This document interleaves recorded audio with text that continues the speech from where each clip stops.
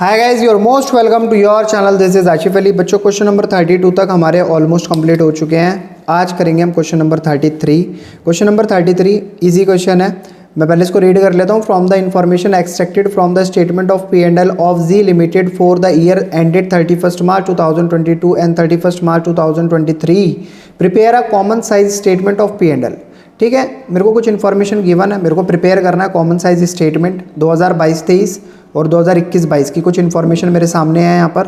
तो इन्हीं को यूज़ करके हम फटाफट बना लेते हैं अपना common size statement of P&L। किसका? जी लिमिटेड का। तो सबसे पहले बच्चों, जो क्वेश्चन मेरे को गिवन है वो क्या है? रेवेन्यू फ्रॉम ऑपरेशन 2022-23 का है 8 लाख और 21-22 का है 10 लाख रुपए। फॉर्मेट मैंने ऑलरेडी बना रखा है जिससे हमारा टाइम खराब ना हो। तो सबसे पहले मैं इसी को डाल देता हूँ, रेवेन्यू फ्रॉम ऑपरेशन। अब एक बात बताओ, 2022-23 में आपको कितना दिखाई दे रहा है? 8 लाख देखो आप, और 2021-22 में 10 लाख। तो डाल देते हैं इसको 8 लाख और ये आ गया हमारा 10 लाख। ये है परसेंटेज ऑफ करंट ईयर और परसेंटेज ऑफ प्रीवियस ईयर। अभी तो क्वेश्चन शुरुआत कर रहे हैं तो इसलिए हम इसको क्या रखेंगे? बिल्कुल पूरा 100% प्रीवियस ईयर में भी और करंट ईयर में। फिर उसके बाद इन्होंने कहा ग्रॉस प्रॉफिट यहाँ पर 60% है और यहाँ पर 70% है।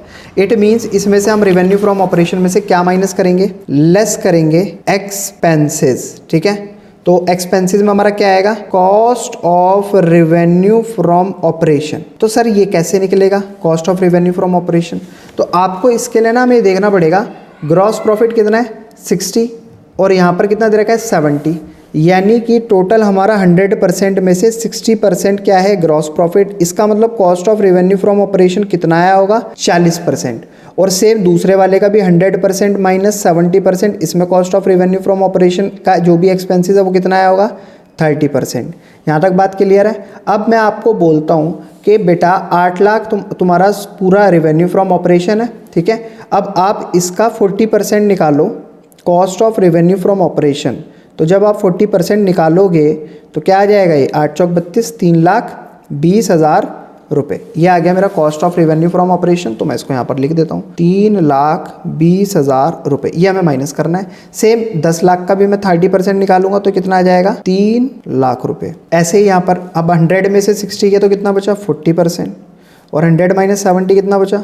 30%। आई होप आपको यहाँ तक सारी बातें समझ आ रही होंगी। फिर उसके बाद बच्चों इसमें बोला है अदर एक्सपेंसेस कितना है? 2,20,000 और 2,60,000। तो इनको भी हम माइनस कर देते हैं जो हमारे अदर एक्सपेंसेस हैं। अदर एक्सपेंसेस कितना कितना दे रखा है? 2,20,000, 2,60,000। और परसेंटेज की फॉर्म में अगर बात करी जाए तो ये कितना आएगा हमारा? लगभग 2,20,000 का मैं 8 लाख के अकॉर्डिंग कैलकुलेट करता हूँ। 2,20,000 ऊपर, 8 लाख नीचे, मल्टीप्लाई बाई 100। 0 से 0 कैंसिल, 0 से 0 कैंसिल, 0 से 0 कैंसिल, 0 से 0 कैंसिल, 0 से 0 कैंसिल। बचा क्या है? 220। 2 चौक 8, 2 एकम 2, 2 एकम 2, 0। 4 से इसको डिवाइड करेंगे 110 को, 4 दूनी 8 होता है। नीचे आ गया हमारा 3, ऊपर से उतार लिया 0।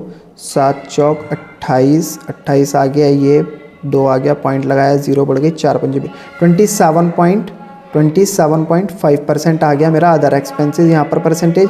और ऐसे ही इस वाले में कैलकुलेट करेंगे 2,60,000 अपॉन में 10 लाख, तो ये आ जाएगा मेरा कैलकुलेट होगा लगभग 26%। बस फिर क्या है, इसके बाद कर दो नीचे 8 लाख में से 3,20,000 को माइनस करो, 2,20,000 को माइनस करो, ये आ गया मेरा 2,60,000। 10 लाख में से 3 गया तो 7 और 7 में से 2 60 गया तो बचा कितना? 4 लाख। सेम इसी तरीके से 100 में से 40 और 27.5 को माइनस करेंगे तो बचेगा कितना? 32.5%। सेम 100 माइनस 30 और 26% को माइनस करेंगे तो बचेगा कितना? 44%।